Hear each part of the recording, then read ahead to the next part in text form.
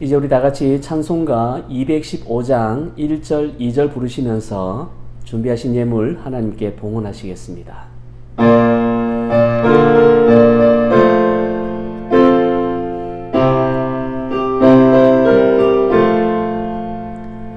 내 죄 속해 주신 주께 힘과 정성 다하니 나의 온갖 언행 심사 주를 위한 것일세.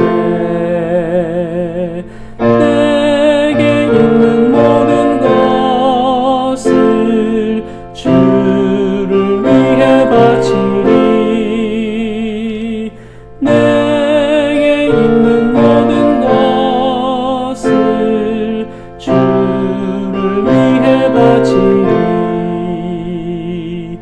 나의 손과 발을 들여 주의 명령 행하고 오직 주만 바라보며 주만 찬양하겠네. 항상 주를 찬송하며 이 몸 바치오리다. 항상 주를 찬송하며 이 몸 바치오리다.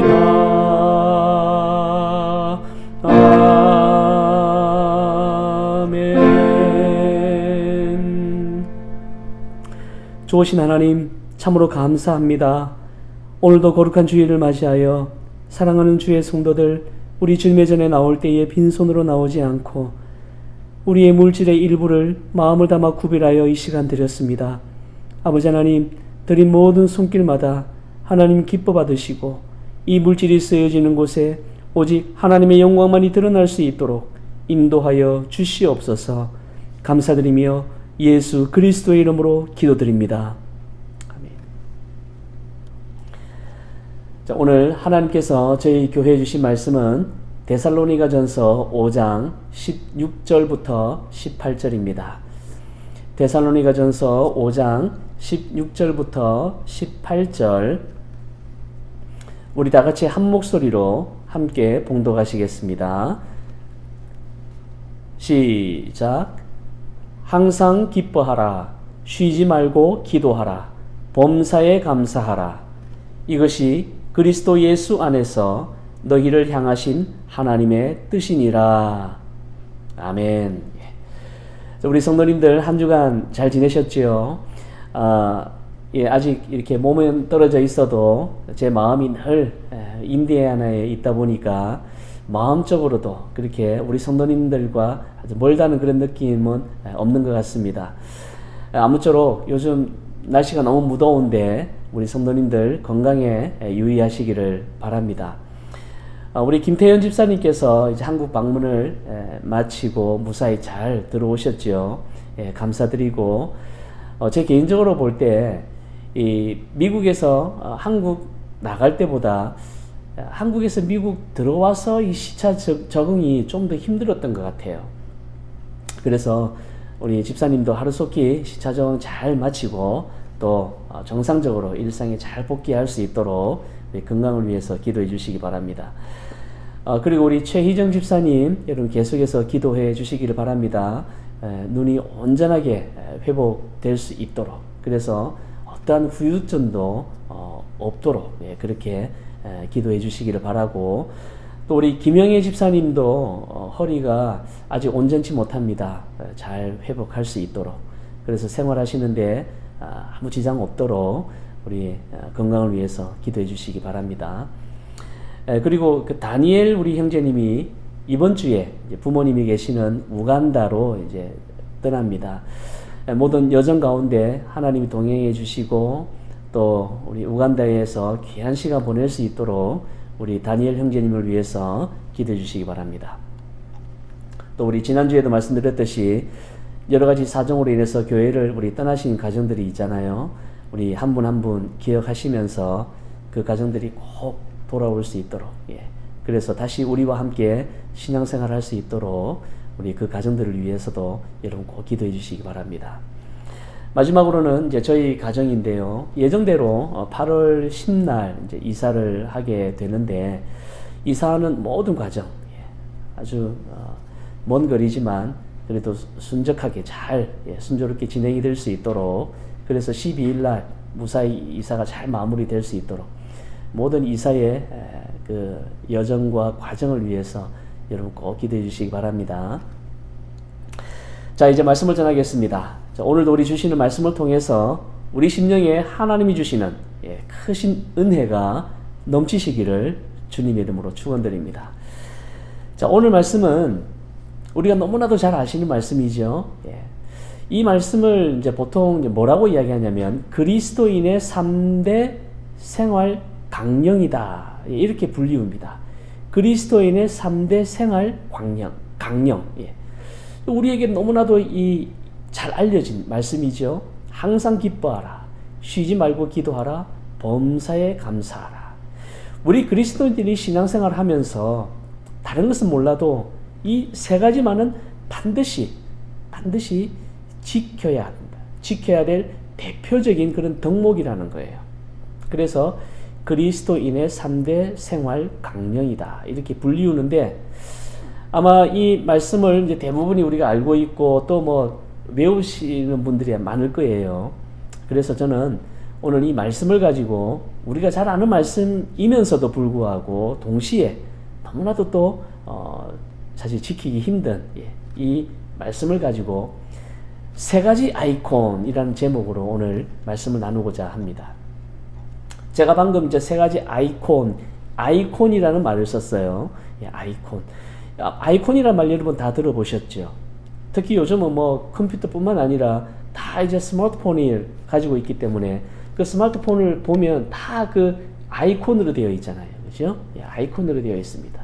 그래서 컴퓨터의 바탕화면, 우리 스마트폰의 그 메인 화면, 여기 이제 보면 다 이제 그 손톱만한 그림으로 다 되어 있습니다. 이제 그걸 아이콘이라고 하는데, 전화를 걸고 싶으면 전화 모양의 아이콘을 누르면 되고, 또 카톡을 보내고 싶으면 카톡 모양의 그 아이콘을 누르면 실행이 되죠.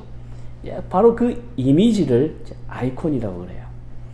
그런데 여러분, 이 아이콘이 헬라어에서 나왔다는 건 여러분 알고 계셨습니까? 물론 뭐 아시는 분도 계시겠지만, 이 아이콘은요 원래 이 영어에서 나온 게 아니라 헬라어에서 나온 말입니다. 헬라어에 에이콘이라는 말이 있어요. 그 에이콘이 바로 우리가 쓰는 아이콘이라는 말입니다. 자, 이 에이콘이라는 말이 어디에 제일 먼저 등장하느냐면은 창세기 1장이에요. 자, 우리 창세기 1장 26절, 27절 한번 보시기 바랍니다.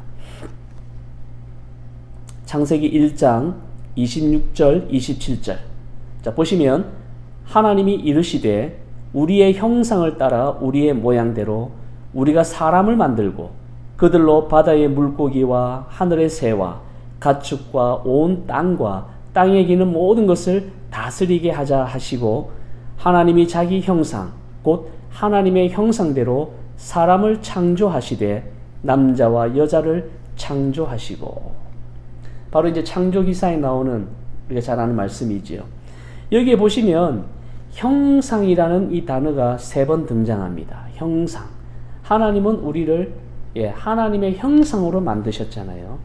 이 바로 형상, 원래는 히브리어인데 이 히브리어를 최초로 이제 헬라어로 번역한 성경이 70인역이라는 그 성경이 있습니다.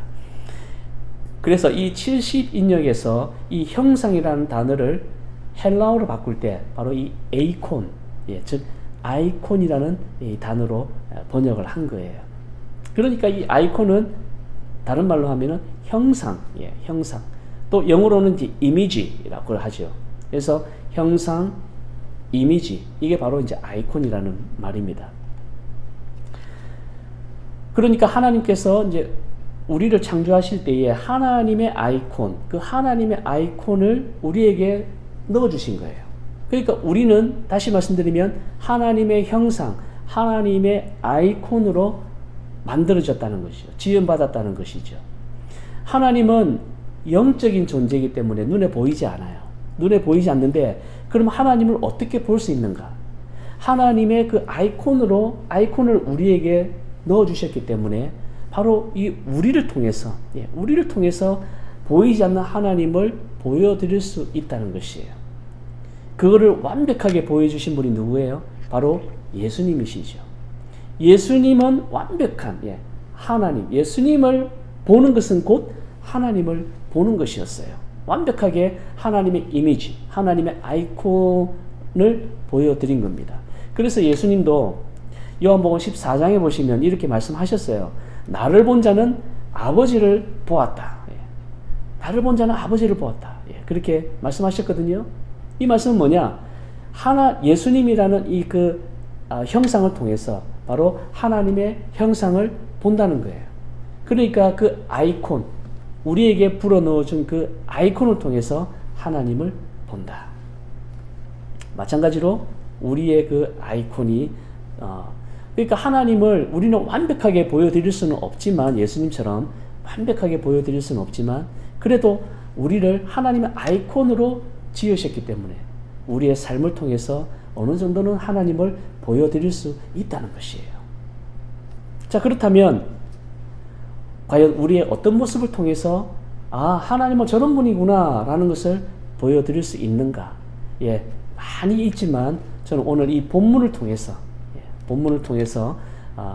우리가 이런 삶을 살게 되면 이 삶을 통해서 우리를 보고 하나님을 본다는 거예요.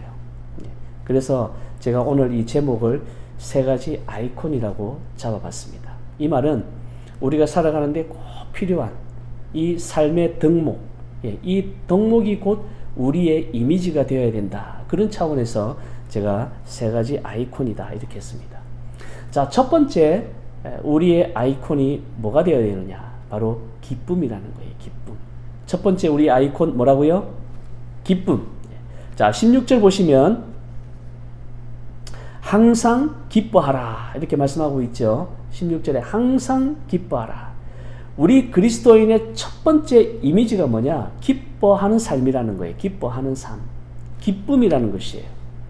기뻐하는 그 삶의 모습이 우리 그리스도인의 삶의 모습이고, 이게 우리 아주 중요한 이미지, 아이콘이라는 것입니다. 왜 그렇죠? 왜 그래요? 왜 그리스도인의 그 중요한 그 아이콘이 기쁨입니까? 그거는 우리가 조금만 생각해도 우리는 알 수 있지요. 우리의 이 기쁨의 가장 큰 그 근원은 어디냐? 바로 우리가 죄에서부터 구원받았다는 그 구원의 감격이잖아요. 이제 더 이상 우리는 죄의 노예가 아니라 우리는 하나님의 자녀이고, 그리고 영원한 생명을 우리는 이제 기업으로 받았다는 그 구원이 바로 우리 기쁨의 근원이 되는 것입니다. 그러니까 우리는 그 사실 하나만으로도 우리는 충분히 기뻐하는 삶을 살 수 있다는 것이에요. 항상 기뻐하라. 여러분, 이 명령은 이처럼 우리가 궁극적인 이 기쁨을 이미 우리는 받았기 때문에 그것만 생각하면 우리는 그래도 늘 기뻐하는 삶을 살 수 있다는 것입니다. 우리 여러분 여기까지는 이해하셨죠? 자, 그런데 문제는 우리가 실제로 예수님을 믿고 그리스도인으로 살아가지만 항상 기쁜가요?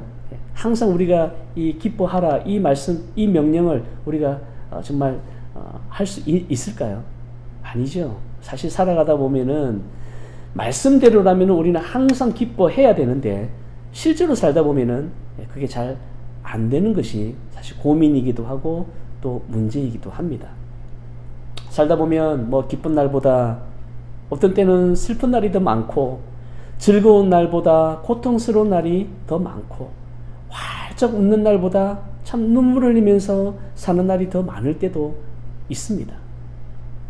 내 주위에 다른 사람들을 보면은 정말 걱정도 없는 것 같고 잘 사는 것 같고 그 삶이 참 평온한 것 같이 보여도, 여러분 그거 다 자세히 들여다보면 어느 가정마다 다 말 못할 그런 어려움과 고통과 참 저마다의 그런 힘든 그 삶이 있는 것이지요. 이 세상에 어느 누구도 오늘 이 말씀처럼 항상 기뻐하는 사람은 사실 없습니다. 자, 그러면 항상 기뻐하라는 이 말의 정말 그 의미가 무엇일까? 이 불가능한 이 말씀을 우리가 이해하려면 사실 좀 다른 본문도 우리가 살펴볼 필요가 있습니다.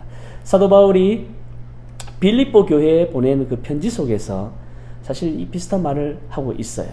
우리 빌립보서 4장 4절을 한번 보시기 바랍니다.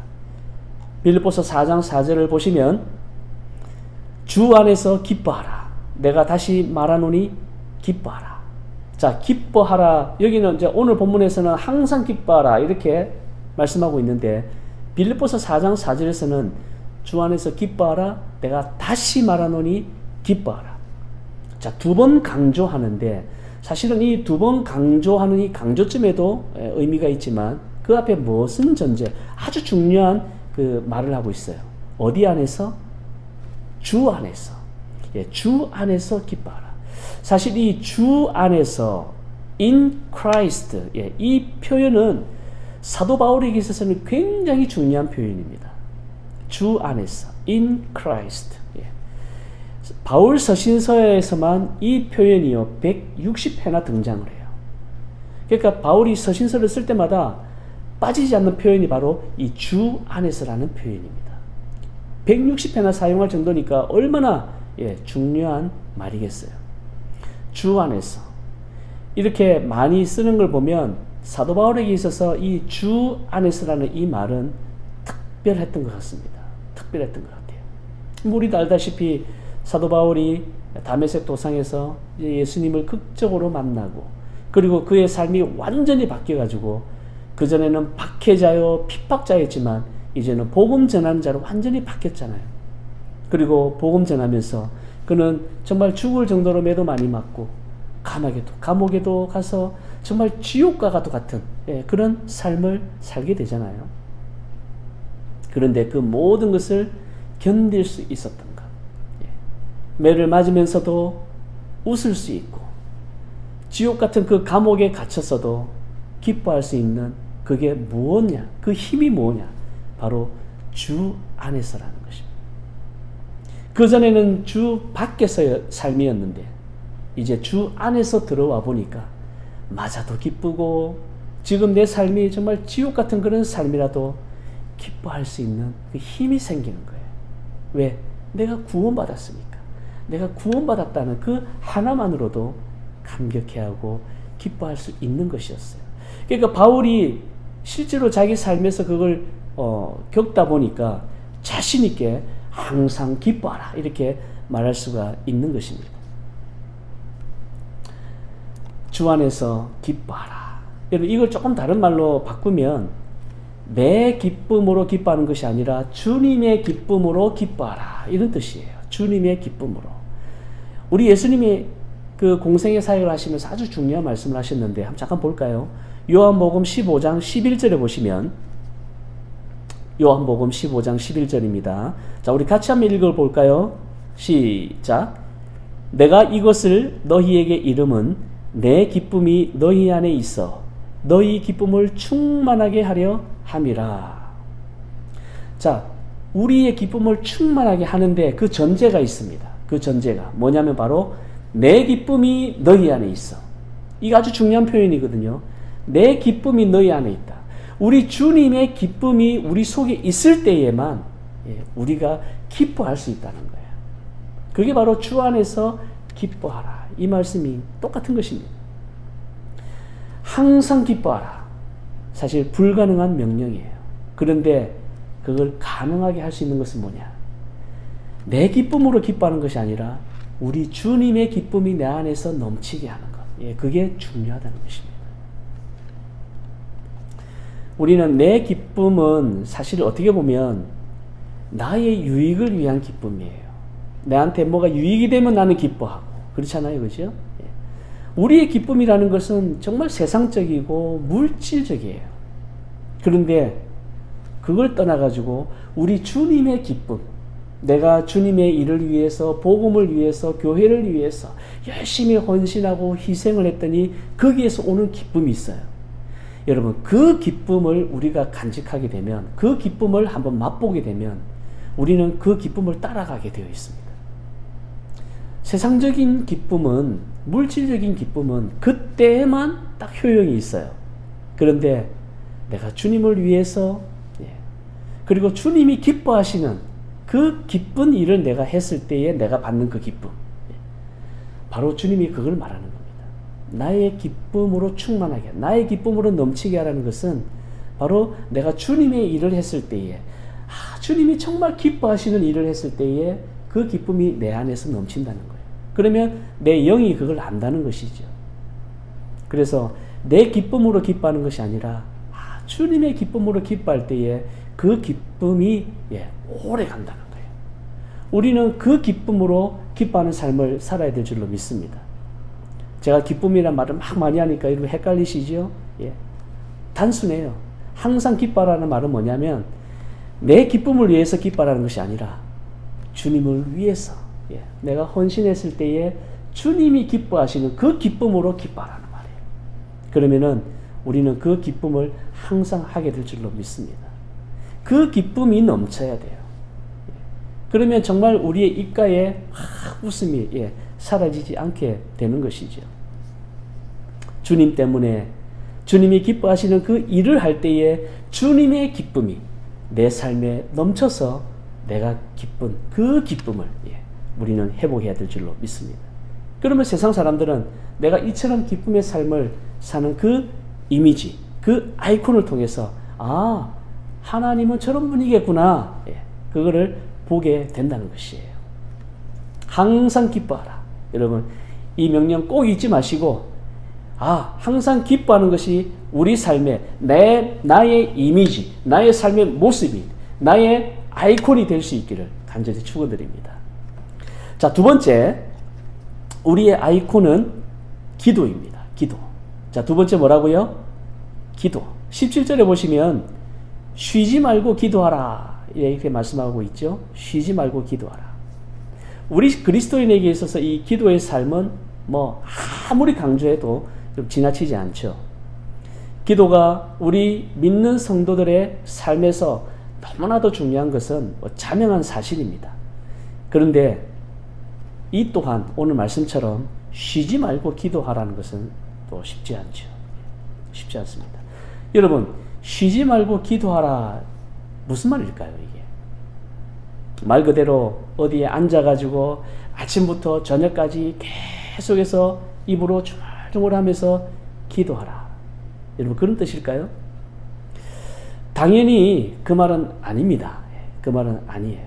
여기에 쉬지 말고, 이 말은 어떤 물리적인 장소에서 물리적인 시간을 말하는 것이 아니에요. 자, 이 말을 우리가 좀 더 이해하기 위해서는 우리는 사도 바울이 다른 서신서에 썼던 똑같은 표현을 한번 볼 필요가 있습니다. 자, 우리 로마서 1장 9절 한번 보시겠습니다. 자, 로마서 1장 9절. 여기 보시면 내가 그의 아들의 복음 안에서 내 심령으로 섬기는 하나님이 나의 증인이 되시거니와 항상 내 기도에 쉬지 않고 너희를 말하며. 자, 로마에 있는 교인들을 위해서 지금 이제 로마서를 썼는데, 여기에 보시면 항상 내 기도에 쉬지 않고 너희를 말하며. 이 무슨 말이냐면, 여기 이제 쉬지 않고, 이 표현이 오늘 쉬지 말고, 똑같은 단어예요. 자, 똑같은 단어인데, 자, 본문에서 지금 바울이 강조하는 것은 뭐냐면, 바울이 하나님께 기도할 때마다 로마 교회 성도들을 위해 그 기도를 빠뜨리지 않았다는 말이에요. 그러니까 항상 내 기도에 너희를 위한 기도를 항상 해왔다. 자, 이제 조금씩 감 잡히나요? 자, 우리가 기도할 때 여러분 항상 빠뜨리지 않는 기도 제목 있지요. 어떤 분들은 기도할 때마다 꼭 그 가정을 위해서, 우리 자녀를 위해서 꼭 기도 빠뜨리지 않는 분 있잖아요. 또 사업하시는 분들 기도할 때마다 사업을 위해서 그 사업 기도만큼은 한 번도 빠뜨리지 않는다. 또 직장 다니시는 분들은 직장, 또 뭐 건강, 여러 가지 기도 제목이 빠뜨리지 않는 기도 제목이 있을 거예요. 바로 그겁니다. 저는 요즘 기도할 때마다 빠뜨리지 않는 게 우리 성도님들을 위해서 기도하는 거예요. 성도님들을 위해서 기도할 때마다 절대로 제 기도 제목에 빠뜨리지 않습니다. 우리 성도님들 기도는 매일매일 하고 있어요. 쉬지 말고 기도하라. 이건 바로 그런 말입니다. 아침부터 저녁까지 잠들기 전까지 계속 기도하라 그 말이 아니라 내 기도에 기도해야 될 그 기도를 빠뜨리지 않는 것. 빠뜨리지 말고 기도하라. 바로 그 말입니다. 그러면 우리가 이제 쉬지 말고 기도하라 이 명령을 좀 더 잘 지키려면 저는 두 가지를 한번 권하고 싶어요. 저에게도 해당되는 말이고 우리 모두에게 해당되는 말입니다. 쉬지 말고 기도하라를 좀 더 잘 지키기 위해서는 어떻게 하면 좋을까? 첫째는 시간을 정하는 게 좋습니다. 시간을 정해놓고 아니 뭐 몇 분, 몇 초 이까지는 안 정해도 내가 아침에 일어나서 아니면 잠들기 전에 아니면 언제 딱 내가 고정적으로 할 수 있는 그 시간을 정해놓고 기도하는 것. 시간을 정한 기도와 또 시간을 정하지 않는 기도는 사실 차이가 많이 납니다. 왜냐하면 마음가짐에서부터 차이가 나게 돼 있죠. 그래서 시간을 정해놓고 이제 기도하게 되면 우리는 쉬지 말고 기도하라 이 명령을 조금 더 우리는 수행할 수가 있습니다. 또 두 번째로 이제 또 우리가 쉬지 말고 기도하라를 잘 실천할 수 있는 하나의 방법은 기도 목록을 작성하는 거예요. 기도 목록. 어떻게 보면은 시간을 정하는 것보다 기도 목록을 작성하는 게 쉬지 말고 기도하라에 더 가까울 수가 있습니다. 자, 내가 기도해야 될 그 목록들. 자, 예를 들면 이제 가정을 위해서 쭉 목록이 있잖아요. 또 사업을 위해서, 직장을 위해서, 내 건강을 위해서, 또 교회를 위해서 여러 기도 제목들이 있을 거예요. 이거를 그냥 막연하게 하는 것이 아니라 기도 목록을 딱 정해 놓으면 그리고 기도할 때마다 그 목록대로 쭉 기도하는 거예요. 그러면 빠뜨리지 않죠. 바로 그게 쉬지 말고 기도하라. 그 명령을 행하는 것입니다. 사랑하는 우리 성도 여러분, 쉬지 말고 기도하라 라고 하는 이 명령을 정말 우리가 생명을 걸고 지킬 수 있기를 바랍니다. 제가 이제 인디애나로 올라가게 되면 이제 본격적으로 이제 사역을 하게 될 텐데 저는 무엇보다도 우리 은혜교회에 정말 기도가 먼저 회복돼야 된다. 저는 그렇게 생각을 합니다. 지금 우리 교회에 가장 필요한 게 사실 기도예요. 기도. 우리를 하나 되게 할 수 있는 힘은 뭐야? 바로 기도입니다. 기도. 기도로 먼저 우리가 하나 되면 웬만한 어려움들은 이겨낼 수가 있는 거예요. 그래서 시간을 정하고 목록을 정하는 이런 기도를 계획해가지고 먼저 기도의 회복을 위해서 정말 노력할 것입니다. 그래서 우리가 이제 기도가 회복되고 조금씩 기도에 어떤 그런 결집력이 생기면 정말 저는 우리 은혜교회에 정말 이전에 경험해보지 못한 놀라운 하나님의 은혜를 분명히 보여주실 줄로 믿습니다. 우리가 이 사실을 꼭 기억하고 우리 삶의 이미지, 우리 삶의 아이콘, 기도가 될 수 있도록 우리가 최선을 다해 봅시다. 자, 그 다음 마지막으로 우리 삶의 세 번째 아이콘은 바로 감사입니다. 자, 세 번째 뭐라고요? 감사.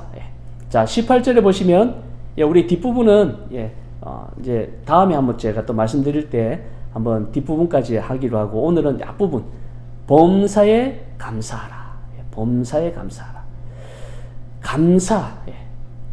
다른 사람들이 볼 때, 세상 사람들이 볼 때 우리의 이미지는 감사하는 사람이 되어야 된다. 그 사람을 봤을 때 저 사람은 참 감사하는 사람이야. 그런 이미지, 그런 아이콘의 모습이 중요하다는 거예요. 여기 이제 범사에 감사하라. 이 범사라는 말이죠. 범사는 뭐 쉽게 말해서 그냥 모든 일, 모든 일이죠. 좀 더 명확하게 표현하자면 모든 환경, 모든 상황 이런 말입니다. 그래서 영어 성경에도 보면 all circumstance 이렇게 돼 있죠. all circumstance 이렇게 번역을 했습니다. 그러니까 모든 환경에서, 모든 상황에서 감사하라. 여러분, 우리가 신앙생활 하면서 때로는 기쁨을 잃을 수도 있고 또 기도도 쉴 때도 있잖아요. 그런데 사실 감사를 쉬게 되면 그거는 금방 표가 나요. 우리가 감사를 딱 멈추는 순간 우리는 어떻게 되냐면은 벌써 우리의 마음속에 염려와 걱정으로 꽉 찬 내 자신을 발견하게 돼요. 그러니까 감사는 그만큼 중요합니다. 이런 이제 우스갯소리가 있어요. 마귀가 가장 다루기 쉬운 성도가 어떤 성도냐? 감사할 줄 모르는 사람. 마귀는 감사할 줄 모르는 사람을 가장 다루기 쉽다고 그래요. 그리고 마귀가 그냥 걱정하지 않아도 되는 성도가 있습니다. 감사를 잃어버린 성도. 감사를 잃어버린 성도는 마귀도 그냥 신경 안 쓴대요. 그만큼 마귀도 거들떠 보지 않는 사람이 바로 감사하지 않는 사람. 참 여러분, 이게 정말 자존심 상하지 않나요? 우스갯소리긴 하지만 저는 이게 아무 의미 없는 소리는 아니라고 저는 봅니다. 감사가 그만큼 중요한 것이에요. 사실 그 감사라는 이 말은 헬라어로 볼 때, 원어로 볼 때는 감사와 기쁨은 같은 어근을 가지고 있습니다. 같은 어근 속에서 감사가 나오고 기쁨이 나와요. 그러니까 헬라어 원어적으로 볼 때는 감사와 기쁨은 결국 같은 것이에요. 근데 사실 여러분 곰곰이 생각해 보면 정말 맞아요. 맞습니다. 감사를 많이 하는 사람들 보면 그 사람은 그냥 기뻐하는 삶을 살 확률이 많아요. 기쁨의 삶을 사는 사람이 감사를 더 많이 하게 되어 있습니다. 한번 주위를 한번 돌아보세요. 얼굴에 늘 참 그 표정이 웃는 표정, 그리고 늘 보면 참 어떻게 저 사람은 저렇게 참 뭐가 저렇게 기쁘게 할까, 기쁠까. 그런 기뻐하는 사는 사람들이 있잖아요. 그런 사람들 보면 늘 보면 말도 감사하는 말을 많이 하는. 그건 아마 여러분들도 많이 경험해 보셨을 것입니다. 바로 이러한 감사의 모습. 이게 사실 우리들의 모습이에요. 우리 그리스도인은 특징이 감사예요, 감사. 감사. 아까 기쁨도 마찬가지지만 우리가 정말 구원받을 자격이 있어서 우리가 구원받았습니까? 아니잖아요. 그저 하나님의 정말 일방적인 은혜, 하나님의 그 선물과 같은 그 은혜 때문에 죄에서 죽을 수밖에 없는 우리가, 허물로 죽을 수밖에 없는 우리가 구원받았어. 이렇게 정말 우리가 하나님의 자녀로 살아가는데 여러분 이거 하나만으로도 여러분 감사하지 않습니까? 그러니까 그 감사, 그러니까 우리가 기뻐하는 삶을 살 수 있다는 것이죠. 그래서 사실 우리는 이거 하나만으로도 그리스도인으로서 우리는 감사라는 이 아이콘을 우리는 잃어버리지 않아야 돼요, 사실은. 물론 어떤 상황에서도 감사하는 것이 결코 쉽지는 않죠. 그러나 그럼에도 불구하고 힘들고 어려울 때 우리가 입으로 감사를 외치고 그리고 감사합니다라고 우리가 선포하다 보면 정말 감사하는 일들이 뒤따르는 것을 우리는 많이 경험하게 됩니다. 그런 거 보면 감사는 사실 습관인 것 같아요. 습관. 우리가 늘 불평하고 불만을 입에 달고 사는 사람들이 있잖아요. 유달리 불만을 막 많이 말하는 사람. 그리고 막 만나서 얘기해보면 막 염려하고 걱정을 유달리 많이 하는 사람들이 있잖아요. 그런 사람들을 보면 우리보다 염려할 거리가 많아서 그런 게 아니라 습관이에요, 습관. 그냥 습관적으로 그냥 막 불평하고 불만하고 그리고 또 염려하고 걱정. 여러분 이게 다 습관이라는 거 여러분 꼭 기억하시기 바랍니다.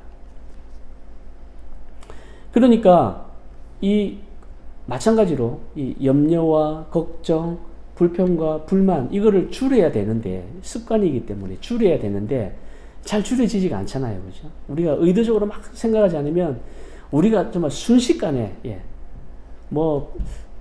하여튼 우리가 조금만 방심하면 우리는 계속 불평하고 불만할 그런 거리를 찾는다고 그래요.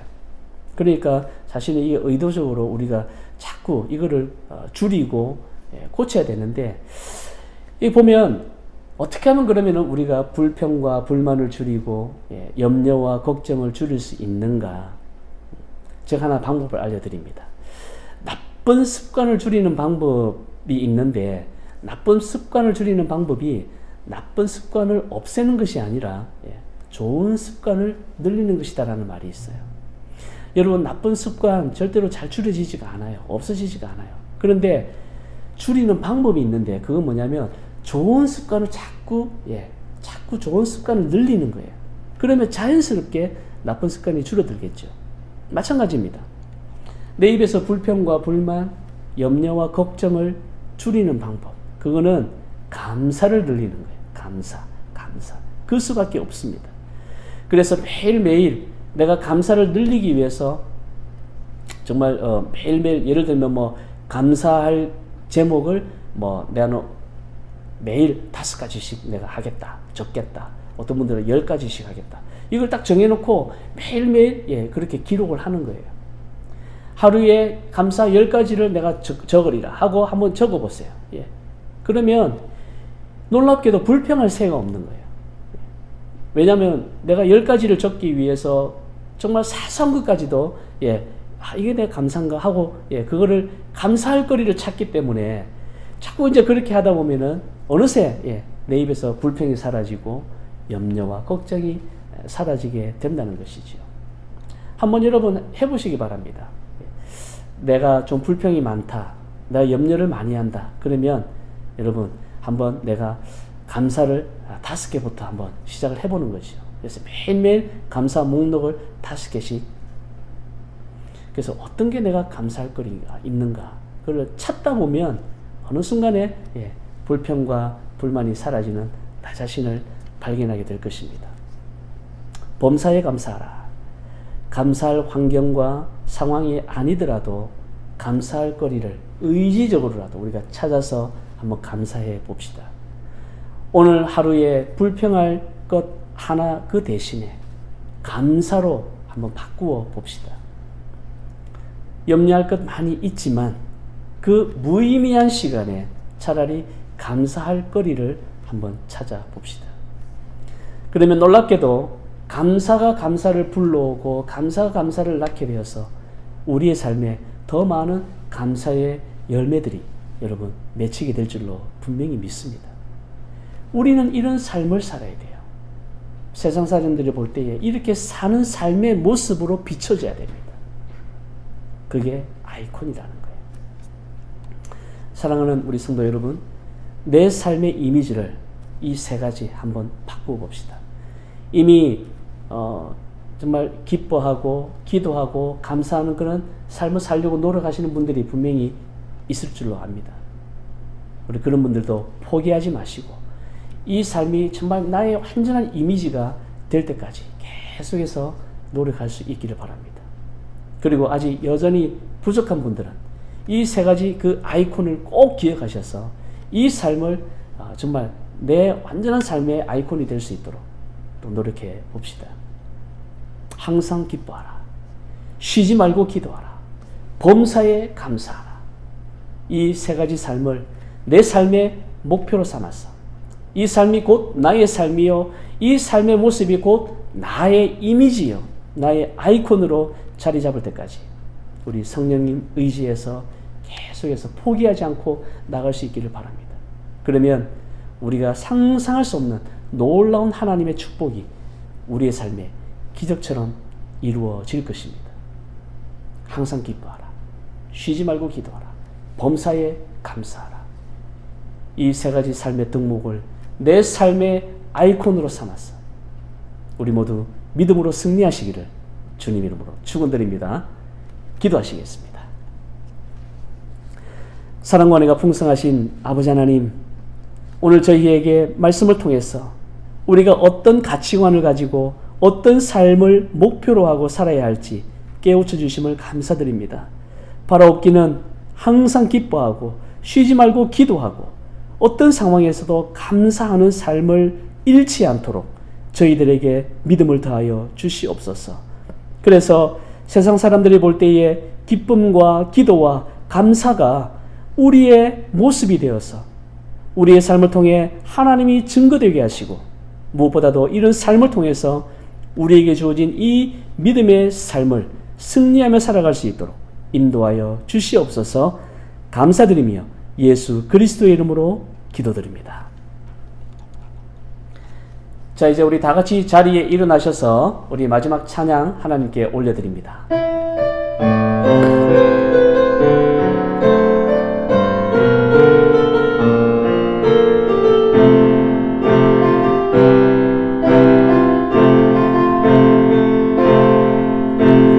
이 세상을 살아가는 동안에 나의 힘을 의지할 수 없으니 기도하고 낙심하지 말 것은 주께서 참 소망이 되심이라.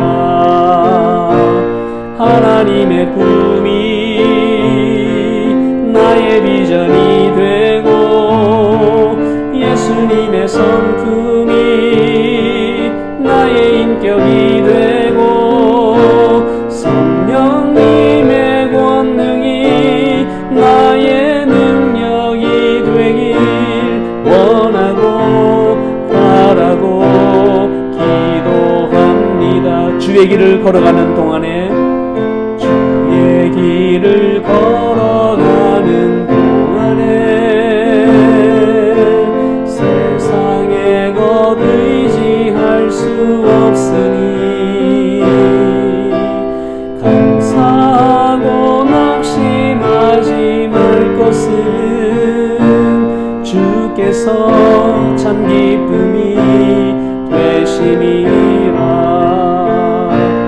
하나님의 꿈이 나의 비전이 되고 예수님의 성품이 나의 인격이 되고 성령님의 권능이 나의 능력이 되길 원하고 바라고 기도합니다. 하나님의 꿈이 나의 비전이 되고 예수님의 성품이 나의 인격이 되고 성령님의 권능이 나의 능력이 되길 원하고 바라고 기도합니다.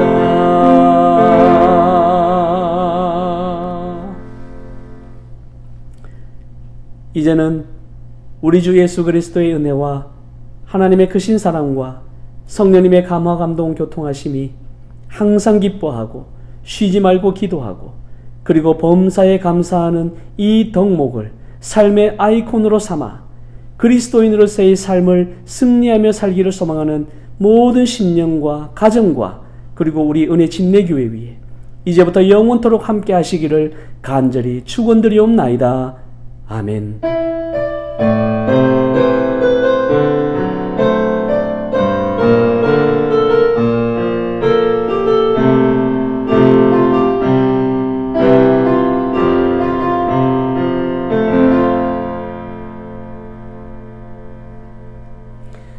우리 오늘 예배의 모든 영광을 하나님께 올려드립니다. 우리 성도님들 수고 많으셨고요. 우리 이번 한 주간도 말씀과 기도로 승리합시다.